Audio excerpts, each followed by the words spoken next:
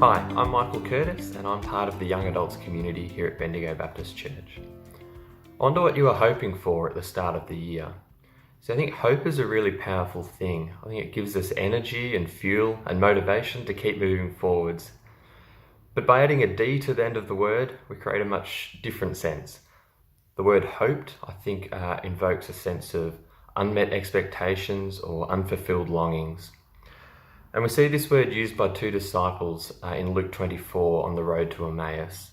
3 days after Jesus has been executed, these disciples set out from Jerusalem. There's been some rumours that the tomb was empty and that people have seen Jesus alive, but these disciples obviously reached the conclusion that Jesus is still dead, and they set out from Jerusalem. And along the way, they encounter Jesus, but they don't recognise him. And they start to share a bit of what's been going on with him. And they say this line to Jesus: "We'd hoped that he was the one who was going to redeem Israel." You see, they put their hope in Jesus, that he was going to be the one. As it turned out from their perspective, that hadn't been the case. That Jesus hadn't been who he said he was, and now they've got to go find something new. And it feels a bit like we're on a similar road at the moment, with lots of what we hoped for sitting behind us. We'd hope to spend more time with our family, hope to spend more time with our friends, hope to go on that holiday. I'd hope to go to the MCG and watch my footy team play. But lots of that has been unmet this year or unfilled.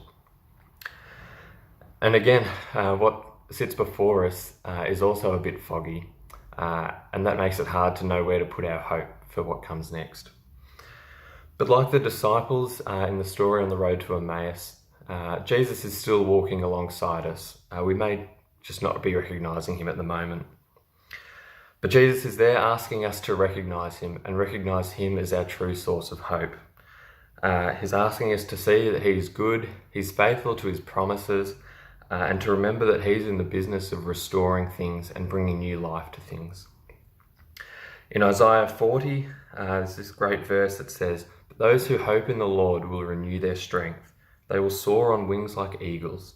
They will run and not grow weary. They will walk and not be faint." Those who hope in the Lord. I think that's a great reminder to us now, wherever we're at, wherever we've been this year, and whatever we're feeling about our expectations, that Jesus is the source of our hope.